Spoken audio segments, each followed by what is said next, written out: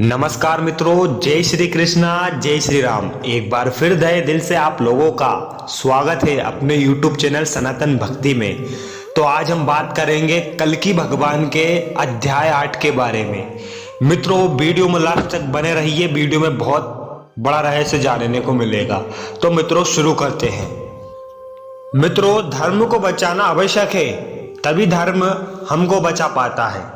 पर ये कलयुग है, यहाँ धर्म से ज्यादा अधर्म की चलती है। लोग गलत देखना और गलत सुनना ज्यादा पसंद किया करते हैं। इसीलिए कलयुग में अच्छाई को सिर्फ संघर्ष और संघर्ष ही करना पड़ता है। मित्रों, इस वीडियो का मतलब आपको धर्म में दृढ़ रखना है, आपको धर्म में बनाए रखना है। मित्रों, यह एक कल्कि पुराण की संपूर्ण सीरीज है, जिसमें हम शुरुआत से अंत तक संपूर्ण कल्कि पुराण की रहस्य अपनी भाषा में बताने वाले हैं। इसी कड़ी में दूसरे अंत के दूसरे अध्याय में सूत जी बोलते हैं, घोड़े से उतरकर सरोवर के पास जल लाने वाले मार्ग से, मोंगों से शोभायमान, कमलों की सुगंध से मस्त, भौरों की गूंज से गुण शोभायमान, साफ बारदार शीश, फटीक की बनी हुई सीढ़ियों में के चबूतरे पर कदम और वृक्ष के नए नए पत्तों से छन्न कराती हुई सूरज की किरणें के बीच बैठे कल्कि भगवान ने सुक को पद्मावती के आश्रम में भेजा। वहां पहुंचकर नाकेश्वर के वृक्ष पर बैठे हुए सुक ने सखियों से गिरी हुई और पठारी के ऊपर कमल के पत्तों पर सेज करती हुई पद्मा जी को देखा। उसने देखा कि सांस की गर्मी से उनका मुख कमल रूपी गर्म होता जा रहा है और वह अपने सखियों के दिए गए चंदन की गंध से युक्त कमल को हाथ में हिला रही थी। तब संध दिशा से आया हुआ परायुक्त पानी को धारण किए है 10 पूर्ण प्रिय पवन तख्ती पद्मावती के द्वारा निंदित है। ऐसे ही समय करुणा में हृदय सुख ने प्रिय वचन कहकर पद्मा जी को टाटस बनाया। पद्मा जी ने कहा, आओ, तुम्हारा कल्याण हो, तुम्हारा स्वागत है। सुख ने उत्तर दिया, सुबह कल्याणी मैं सुकुल हूँ।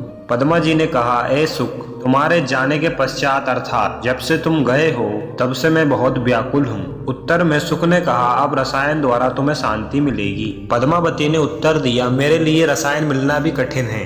सुख बोले, है शिव जी की शिष्या, तुम्हारे लिए रसायन सुलभ है। यहाँ रसायन का अभिप्राय कल की प्राप्ति रूपियों से दी है।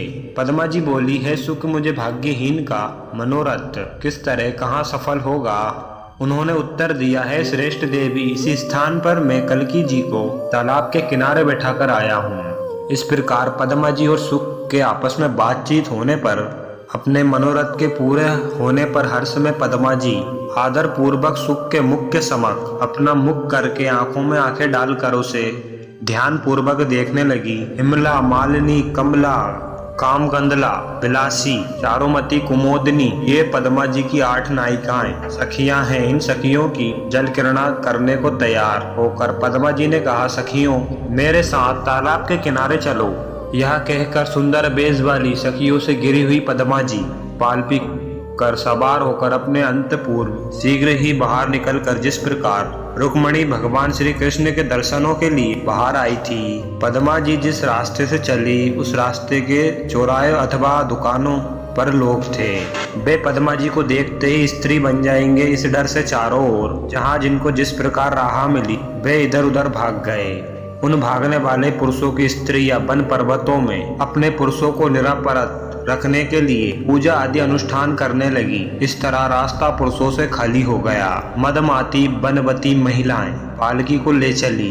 पद्मा सुख के कहने के अनुसार उस पालकी में बैठी और उन सखियों से घिरी हुई वहां से चल दी। उसके बाद सारा शोर हंस आदि की मधुर ध्वनि से गूंजने लगा और इन सखियों के कमल मुखी रूपों से सुगंधों से भयंगंदे हो गए और भ्रम में पड़ गए, और इसीलिए वे खिले हुए कमलों को छोड़कर कमल रूपी मुखों पर बैठने के लिए मंडराने लगे। सुंदरियां बार बार इन भौरों को उड़ाती रही, पर वे उन मुखों से अत्यंत सुगंध पाकर उन्हें छोड़ने के लिए राजी नहीं थे। सरस, हंसी, मजाक बाजी तथा नाग साथ हाथ में हाथ मिलाकर जल में क्रीड़ा करने व तैरने में मस्त सखियों के मन को पद्मा जी ने तथा पद्मा जी के मन को सखियों ने हर लिया। इसके बाद पद्मा जी व्याकुल मन में सुख के वचनों का प्रचार करती हुई सखियों सहित जल से बाहर निकलकर मूल्यवान आभूषण पहनकर सुख द्वारा बताए गए कदम व वृक्ष के नीचे पहुंची।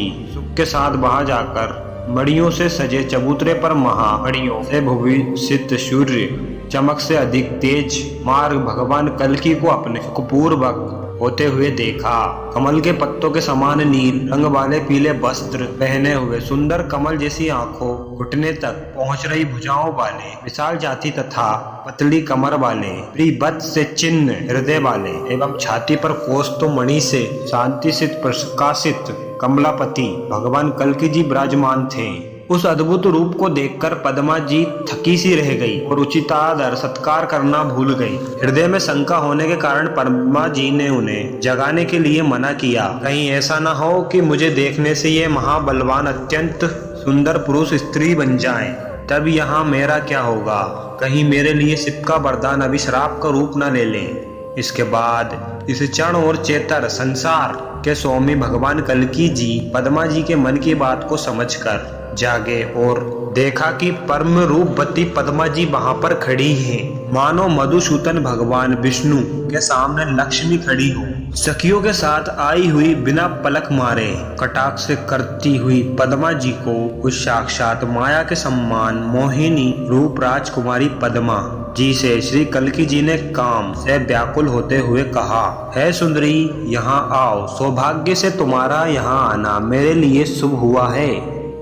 तुम्हारे चंद्रमा के समान सुख मुख से मेरी वासना का ताप दूर होकर सुख बढ़ेगा। है चंचल नेत्र बाली, मुझे संसार के विधाता और काम रूप सांप ने डसा है। तुम्हारी सुंदरता के डर से रूपी अमृत से उसकी शांति हो सकती है। यह शांति बहुत ही पुण्य करके कठिनता से प्राप्त होती है और यह शांति तुम्हारा सहारा पाने वाले का काम आता है। मेरे प्रगार और आलिंगन से अभिमान भंग और विनीत बनकर मुझे परम सुंग देंगी। हे प्रिय, तुम्हारी कमर यज्ञ वेदी के बीच भाग की तरह पतली है। इस प्रकार कल्की जी ने पद्मा जी के अति सुंदर की आख्या की। कलिकुल का नाश करने वाले कल्की जी के इस प्रकार अमृत समान वचन सुनकर उनके सतपुरुषत्व से हर्षित सखियों से घिरी पद्मा जी अत्यंत आनंद प्राप्त हुआ।